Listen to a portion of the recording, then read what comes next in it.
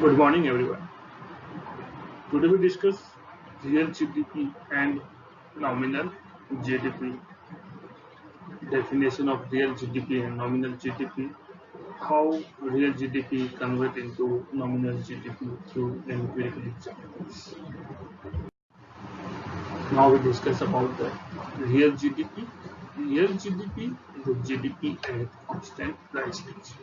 Real GDP is the market value of all final goods and services produced within the domestic territory, domestic boundary of a country during an accounting year. It is estimated using the base year prices, the constant year prices. Base year prices means base year is the year of comparison. A base year is a normal year, free from the price fluctuations. So, real GDP is equal to Q into P. Q is the quantity of goods and services produced in accounting year in a country. P star represent price of base years. So, we use the price of base years. So, real GDP is calculated on the price of base year, price of constant year. Next, nominal GDP. Nominal GDP is GDP at current prices, current year prices.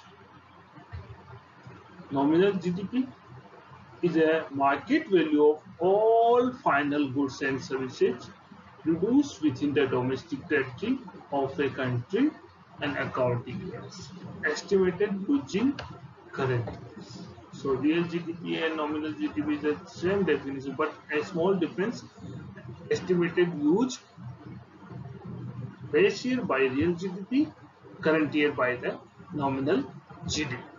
Current year price are the prices prevailing during the year of estimated. So nominal GDP is equal to Q into P. Here Q is the quantity of goods and services in country during an accounting year. P is the price of current years. So real GDP and nominal GDP. So only very little difference. Real GDP calculate on the basis of base year prices. Nominal GDP calculate on the basis of current year prices. Now there are one question: which is better, real or nominals? So real GDP is the better indicators, because real GDP is better indicated, because if real GDP increase, that means increase the flow of goods and services, and nominal GDP increase means only increase the prices. So GDP measure a constant price truly represent the real changes in physical output of a country. That's GDP at constant price does not.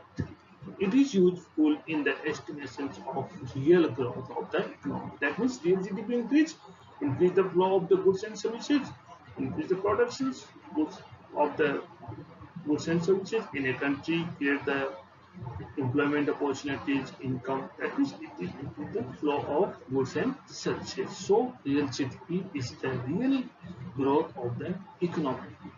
Comparison the nominal GDP. Real GDP elements the effect of change in the price, whereas nominal GDP does not. Third point is real GDP enable us to make year-to-year comparisons of change in the quantity of output goods and services, because real GDP is based on the constant years, based on the base year prices. But fourth, real GDP is useful in making international comparisons of the economic performance of a different country on the basis of real growth. So, real GDP is better indicators than the GDP. So many times the repeat difference between the real GDP and nominal GDP, which is better. Okay. Now we discuss nominal GDP convert into real GDP or real GDP convert into nominal GDP. First, discuss about GDP deflators. GDP deflators, it refers to the ratio between the GDP at current price, GDP at constant price means nominal GDP and GDP at constant price. So the formula of GDP deflators is nominal GDP divided by the real GDP into 100. The formula is same price index. Price index, if we put here the price index is equal to nominal GDP divided by real GDP into 100. Now convert nominal to real. So nominal GDP is equal to GDP deflator or price index into real GDP divided by 100. If we calculate the real GDP, so just we put the real GDP here. The real GDP is equal to nominal GDP divided by the GDP deflators into 100. So this is the formula for the converting GDP nominal to real. Now discuss two numerical examples. Our question is, if real GDP is given 400 rupees, nominal GDP is 450 rupees, calculate the price index. The formula price index of GDP deflators. So the formula of the price index is equal to nominal GDP into 100 divided by the real GDP. We put the value nominal GDP is given the 450. We put the 450 divided by 400 into 100. And when you solve the questions, please solve the step by step. Within the CBC marking scheme, the marks is given by the step by step. You put the formula, you got the marks 1.5. Then you put the value in finals, the answers. Answer is price index is equal to 112.5. Okay, so I given the one questions for the practice. The question is, if nominal income is 500 rupees, price index is 125. So calculate the real income. Okay. We discuss about the GDP and GDP welfare,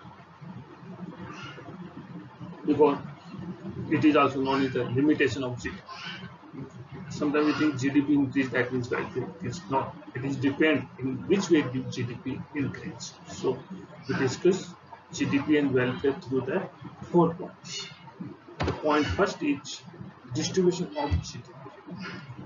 If there is the inequalities in the distributions of income, such as the concentration of income in only few hands only, as a result, rich is more richer, poor is more rich. In other way, if distributions are unequal, that means it is not good for the reduce the welfare of the country.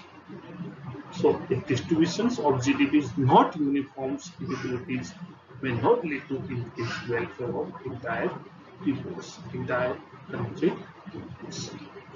Okay, I repeat again, distributions of GDP is 3% only if GDP increase with the unequal distributions of the income between the peoples, which is more richer, people, poor people is more poor. So it is reduce the welfare of the country. Second point, composition of GDP. This point we discuss, which commodity production increase. If GDP increase with the productions of war goods, weapons, etc., that means income or increase, but it is reduced the wealth. Comparing that, if GDP increase productions of necessary goods, consumer goods, okay, that means it is increased the wealth. So it is GDP increase, the rise of economic wealth. Thus, increase the production of consumer goods. The third point is externalities. Externalities refers to benefit or harms which are possessed by one unit to another, which no payment receives for the benefits and no payment made for the harms. Without paying, you get something. This is called the externalities. It may be positive or it may be negative. So there are the two types of the externality, positive or negative. If positive externalities, it is the economic welfare. If negative externalities, it is the economic welfare, decrease the economic welfare. The positive externalities increase the economic welfare. For examples, reduction in community time due to the constructions of the flyovers, construction of the new gardens in by the farms. So we get the fresh air. This is the positive externality because we get everything without the pen. Negative externalities decrease the economic welfare. For example, environment pollution caused by the chemical fertilizers. Okay, industry set up by nearby our homes. So that's the facing problems of pollution, water pollution, air pollution. So we get these things without them. This is the decrease the welfare of the economy. The fourth point is the non-monetary. These are transactions which cannot be measured in terms of the money. That non-monetary means barter systems, goods for the goods, commodity exchange for the commodity. So there is not any types of the transactions. It is very difficulties to estimate as of the national level because no any transactions with the money. So these transactions are not included in the estimation of the GDP. If in the countries one transaction increase, that means use the welfare of the. Okay, so in this point we discuss the 4 points of the GDP and welfare: distribution of GDP, composition of GDP, externalities and non-monetary points. If any questions, please.